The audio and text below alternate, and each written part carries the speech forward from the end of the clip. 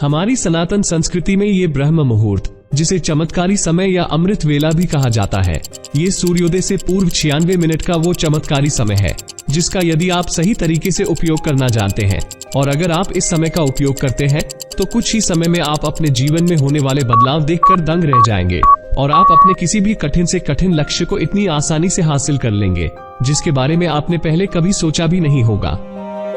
आप किसी भी हुनर में इतनी जल्दी माहिर हो जाएंगे कि देखकर आप भी हैरान रह जाएंगे। इस समय को आपके दिन का निर्माण करने वाले घंटे के रूप में भी देखा जाता है और यह कोई जादू या अंधविश्वास की बात नहीं है, बल्कि ब्रह्म मुहूर्त का ये प्राचीन तथ्य है। इस बात को विज्ञान ने भी माना है। मैं कुछ सेकंड में सो जाता हूँ और सुबह जब मेरे उठने का समय होता है तो मैं ठीक उसी समय पर उठ जाता हूँ। जय श्री राम। प्रिय श्रोताओं, मैनिफेस्ट ट्रांसपोर्ट के एक और एपिसोड में आपका स्वागत है। यदि आज आप यहाँ हैं तो इसका मतलब है कि आप प्राचीन ज्ञान की आकर्षक दुनिया में मेरे साथ चलने के लिए तैयार हैं। प्राचीन अनुष्ठानों और प्रथाओं की रहस्यमय और अक्सर गलत समझी जाने वाली दुनिया की यात्रा में आपका स्वागत है। आप बस इस समय उठने लग जाए, बस आप इतना करके देखिए, आपके घर से तकलीफें दूर चली जाएगी, जीवन से डिप्रेशन दूर चला जाएगा, सारी मुसीबत खत्म हो जाएगी। तो मेरे साथ बने रहें और वीडियो को लाइक, शेयर और सब्सक्राइब करना ना भूलें, क्योंकि मैं इस चैनल पर सेल्फ डेवलपमेंट, मंत्र और साधनाओं से संबंधित एपिसोड लाता हूँ जो आपके जीवन को एक सही दिशा दे सकते हैं। हमारे शास्त्रों जैसे कि वेद, पुराण और उपनिषद में इस समय को बहुत महत्वपूर्ण जगह दी गई है। ब्रह्म मुहूर्त में उठकर हमें ध्यान यानी कि मेडिटेशन और वेदों का ज्ञान लेना चाहिए।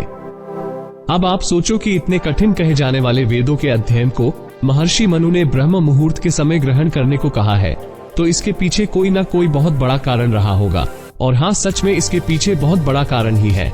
सनातन धर्म के साथ साथ ही दूसरे धर्म के लोगों ने भी इस समय को प्रार्थना, धार्मिक अध्ययन, ध्यान, मनन, चिंतन और आयोजन के लिए महत्वपूर्ण माना है।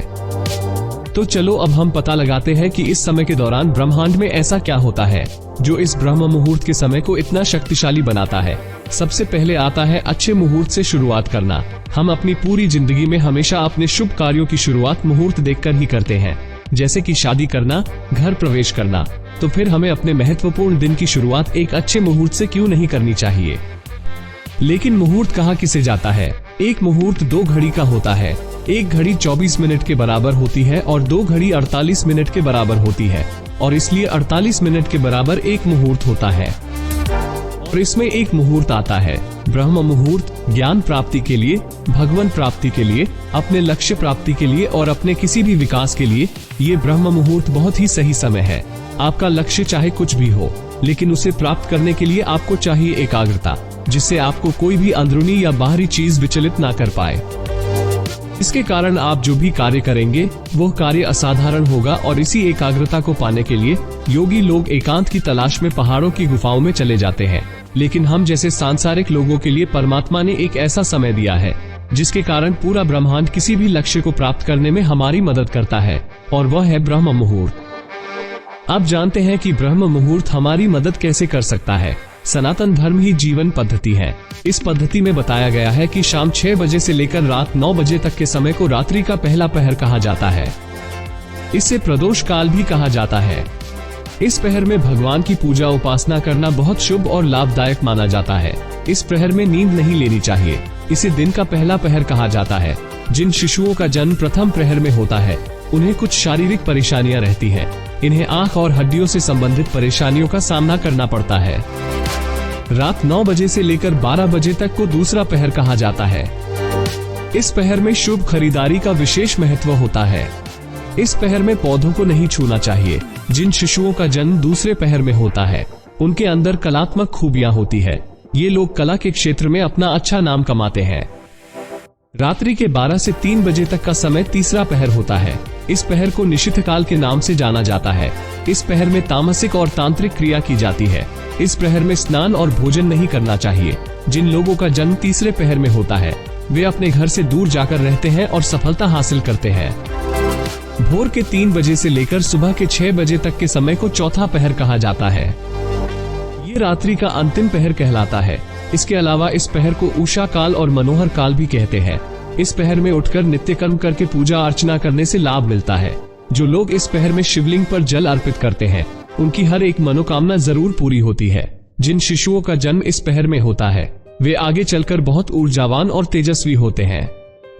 सुबह 6 बजे से लेकर 9 बजे तक के समय को 5वां पहर कहा जाता है। ये दिन का पहला पहर होता है। इस पहर में सोना वर्जित होता है। इस पहर में नकारात्मकता नहीं होती है, इसलिए रोजाना पूजा पाठ इसी पहर में करना उचित होता है। जिन शिशुओं का जन्म दिन के पहले पहर में होता है वे अपने जीवन में अच्छी सफलता और मान सम्मान प्राप्त करते हैं, लेकिन इनके जीवन में कुछ न कुछ स्वास्थ्य संबंधित परेशानियां बनी रहती है। सुबह 9 बजे से लेकर दोपहर 12 बजे के समय को दिन का दूसरा पहर कहा जाता है। इस पहर में शुभ और मांगलिक कार्य नहीं किए जाते हैं। इस पहर में पेड़ पौधे नहीं लगाना चाहिए।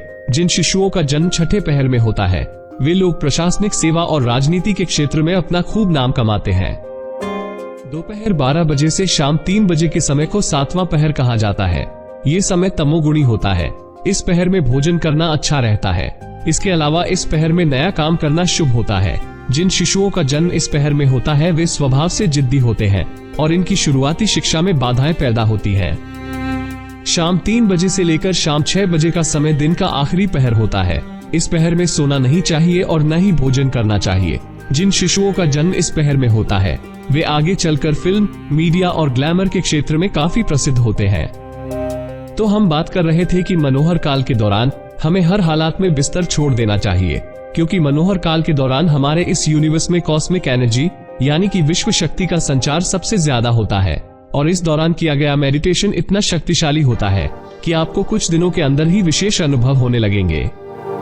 आपकी कॉस्मिक एनर्जी का लेवल इतना बढ़ जाएगा कि आप अपनी चेतन बुद्धि में इसका असर देखने लगेंगे और ज्यादा से ज्यादा कॉस्मिक एनर्जी को ग्रहण करने के लिए ही साधु, योगी ब्रह्म मुहूर्त में मेडिटेशन करते हैं। लेकिन यहाँ ऐसा बिल्कुल नहीं है कि कॉस्मिक एनर्जी ग्रहण करने के लिए आपको मेडिटेशन ही करना होगा। नहीं, बिल्कुल नहीं।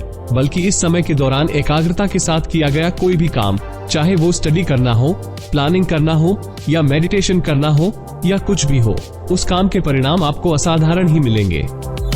कॉस्मिक एनर्जी के बाद ब्रह्मांड हमें जो दूसरी चीज देता है वो है न्यूनतम ध्वनि प्रदूषण। क्या आप जानते हैं कि तेज आवाज का आपके दिमाग पर क्या असर पड़ता है? अगर नहीं जानते तो आज जान लीजिए। हमारे आसपास की आवाज हमारे दिमाग को ठीक तरह से ध्यान केंद्रित नहीं करने देती है। हर छोटी छोटी बातें भी अपना महत्व रखती है और जब सुबह के समय शांत वातावरण में हम कोई भी कार्य करते हैं तब हम बहुत कम समय में उम्मीद से भी बहुत ज्यादा प्राप्त कर लेते हैं। और तीसरा है शुद्ध वातावरण। क्या आप जानते हैं कि ब्रह्म मुहूर्त के समय हमारा वातावरण सबसे अच्छी स्थिति में होता है?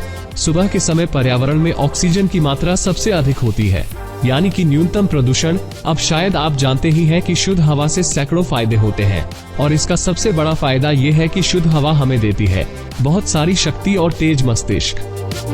तो आपने देखा कि कैसे ब्रह्म मुहूर्त में ब्रह्मांड और प्रकृति हमारा सहयोग करती है। तो इसलिए हमारे ऋषि मुनियों ने बौद्धिक और मानसिक कार्य को करने के लिए ब्रह्म मुहूर्त में उठने की सलाह दी है।